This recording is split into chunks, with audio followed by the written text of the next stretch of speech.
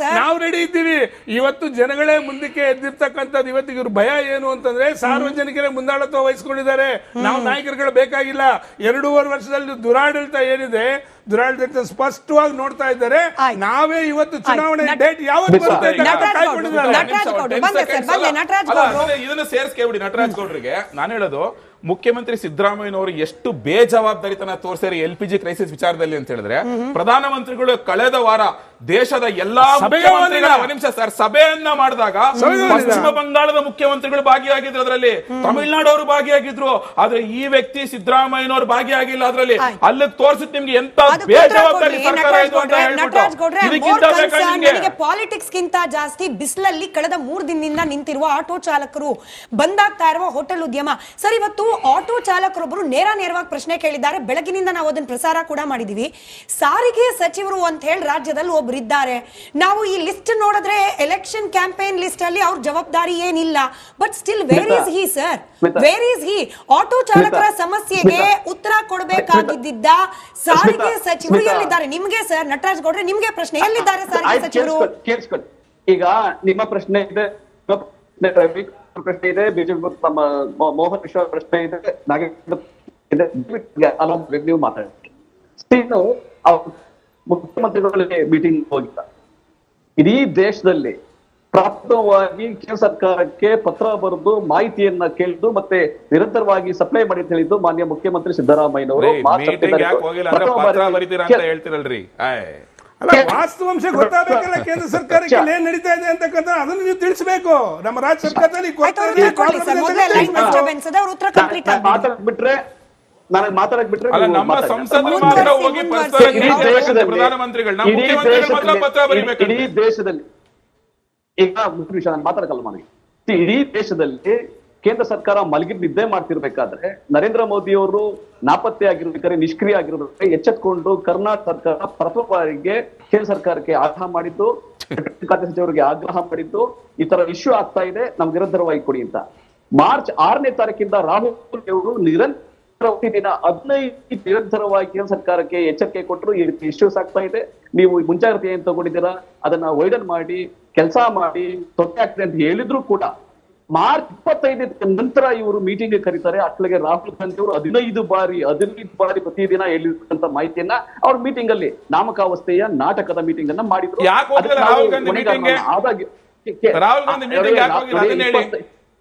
ಯಾಕಂದ್ರೆ ಕೇಂದ್ರ ಸರ್ಕಾರಕ್ಕೆ ನಾಚಿಕೆ ಆಗಬೇಕು. 25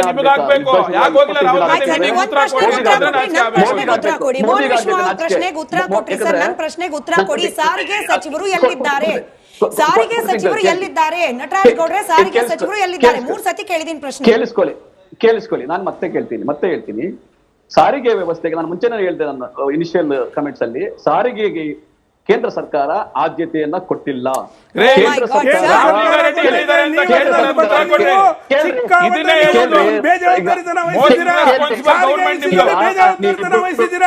ಉಪಚುನಾವಣೆ ನಡೀತಾ ಇರ್ತಕ್ಕಂಥ ಊರು ಬಾಗಲಕೋಟೆಗೆ ಹೋಗಿ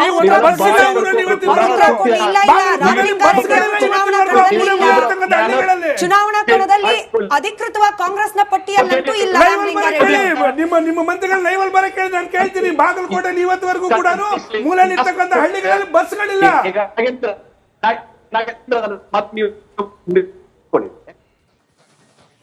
ರೈಟ್, ಆ ಸಂಪರ್ಕ ಸರಿಯಾಗಿ ಆಗ್ತಾ ಇಲ್ಲ, ಅವ್ರ ವಾಯ್ಸ್ ಕೇಳಿಸ್ತಾ ಇಲ್ಲ. ನಮ್ಮ ಜೊತೆಯಲ್ಲಿ ಶಿವಾಜಿನಗರ ಶಾಸಕರಾದ ರಿಜ್ವಾನ್ ಅರ್ಷದ್ ಅವರು ಕನೆಕ್ಟೆಡ್ ಇದ್ದಾರೆ ಅನ್ನೋ ಮಾಹಿತಿ ಇದೆ. ಸರ್ ನಮಸ್ಕಾರ, ನನ್ನ ಧ್ವನಿ ತಲುಪ್ತಾ ಇದೆ ಅಂತ ಭಾವಿಸ್ತಾ, ದಾವಣಗೆರೆ ಕ್ಷೇತ್ರದಲ್ಲಿ ಇತಿಹಾಸ ಬದಲಾಗುವ ಫಲಿತಾಂಶ ಬಂದ್ಬಿಡುತ್ತೆ ಅಂತ ಹೇಳಿ ಏನಾದ್ರೂ ಸರ್ವೆ ರಿಪೋರ್ಟ್ ಬಂದಿದೆಯಾ ಸರ್? ಅದೇ ಆತಂಕದಲ್ಲಿ ಕ್ಯಾಬಿನೆಟ್ನ 10 ಜನ ಮಿನಿಸ್ಟರ್ಗಳು ಚುನಾವಣಾ ಪ್ರಚಾರದಲ್ಲಿ ಬ್ಯುಸಿ ಆಗಿದ್ದಾರಾ ಅಂತ ಹೇಳಿ.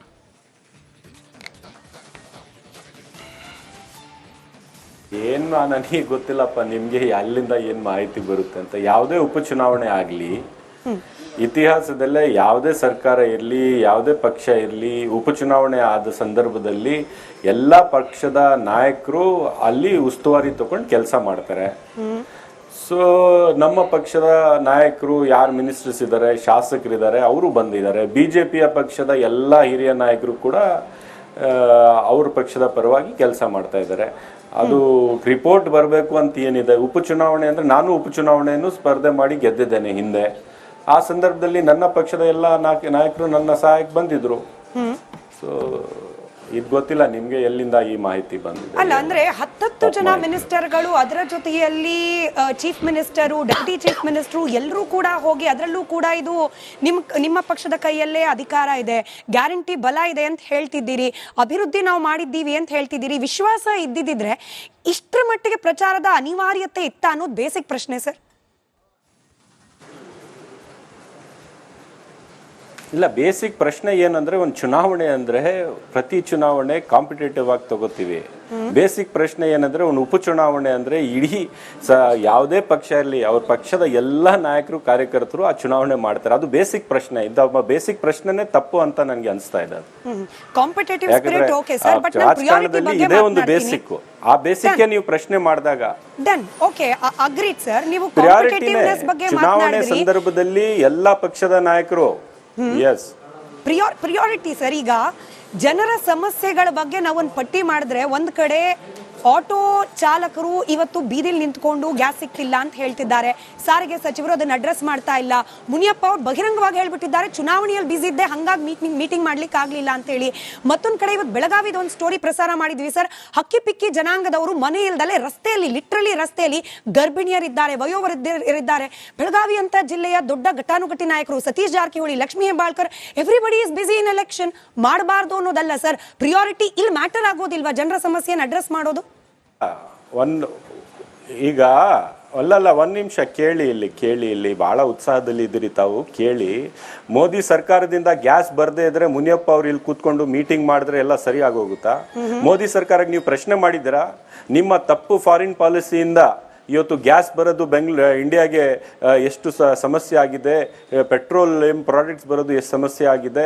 ನೀವು ಇಸ್ರಾಯೇಲ್ ಪರಾಗಿ ಹೋಗಿ ಇಸ್ರಾಯೇಲ್ ಪ್ರೈಮ್ ಮಿನಿಸ್ಟರ್ನ ತಪ್ಪಿಕೊಂಡು ನಮ್ಮ ಜೊತೆಗೆ ಇರ್ತಕ್ಕಂಥ ಒಂದು ನ್ಯೂಟ್ರಲ್ ಸ್ಟ್ಯಾಂಡ್ ಏನಿತ್ತು, ಭಾರತ ದೇಶದ ಒಂದು ನೈತಿಕತೆ ಇತ್ತು, ಯಾವ ದೊಡ್ಡ ಶಕ್ತಿ ಮುಂದೆನೂ ನಾವು ತಲೆ ಬಾಗುದಿಲ್ಲ. ನಮ್ಮ ದೇಶ ಯಾವ ಪ್ರಹಾರ ಮಾಡ್ತಕ್ಕಂಥ ದೇಶದ ಜೊತೆಗೆ ನಾವು ಕೈ ಜೋಡಿಸಲ್ಲ. ನಾವು ನ್ಯಾಯ ಮಾಡೋರು ಇಡೀ ಪ್ರಪಂಚದಲ್ಲಿ ಅಂತ ಒಂದು ನಮ್ಮ ದೇಶದ ಒಂದು ಇದಿತ್ತು, ಪೊಸಿಷನ್ ಇತ್ತು. ಅದನ್ನು ಹಾಳು ಮಾಡಿಬಿಟ್ಟು ಇವರು ಇರ್ತಕ್ಕಂಥ ಫಾರಿನ್ ಪಾಲಿಸಿಯನ್ನು ತಪ್ಪಾಗಿ ಅವರು ಇದು ಮಾಡಿ ಇವತ್ತು ನಮ್ಮ ದೇಶಕ್ಕೆ ಕಂಟಕ ಬಂದಿರತಕ್ಕಂಥದ್ದು. ಅದನ್ನು ಪ್ರಶ್ನೆ ಮಾಡಿದೆ ಮುನಿಯಪ್ಪ ಅವ್ರು ಏನ್ ಮಾಡ್ತಾರೆ? ಗ್ಯಾಸ್ ನೀವು ಸಪ್ಲೈ ಮಾಡ್ತಿದ್ದಾನೆ ಕೇಂದ್ರ ಸರ್ಕಾರ, ಇಲ್ಲಿ ಸಪ್ಲೈ ಮಾಡೋದು ನಾವು, ಅಲ್ಲಿಂದ ಬರ್ದೇ ಏನೇ ಇರ್ಲಿ. ನೀವು ಮೋದಿ ಅವ್ರನ್ನ ಪ್ರಶ್ನೆ ಮಾಡ್ತೀರಾ ಅಂತ ಕೇಳಿದ್ರಿ. We have done more than 6 debates. ನಮ್ಮ ಬೈಲಾಟ್ರಲ್ ಟಾಕ್ಸ್ ಹಾಗೆ ನಮ್ಮ ಡಿಪ್ಲೊಮೆಸಿ ಫೇಲ್ಯೂರ್ ಆಗಿದೆ ಅನ್ನೋದ್ರ ಬಗ್ಗೆ 6 ಡಿಬೇಟ್ ಮಾಡಿದ್ವಿ. I can send you the links. ಈ ಚುನಾವಣೆ ಪ್ರಚಾರದಿಂದ ಬಿಡುವಾದ kindly you can watch it. But ನನ್ನ ಪ್ರಶ್ನೆ ಇರೋದು ಸರ್, ಕೇಂದ್ರ ಸರ್ಕಾರದಿಂದ ತೆರಿಗೆ ವಂಚನೆ ಆಗ್ತಿದೆ ಅಂತ ಹೇಳಿ ಡೆಲ್ಲಿವರೆಗೆ ಹೋಗಿ ಪ್ರತಿಭಟನೆ ಮಾಡಿದ್ರಿ. ಇದು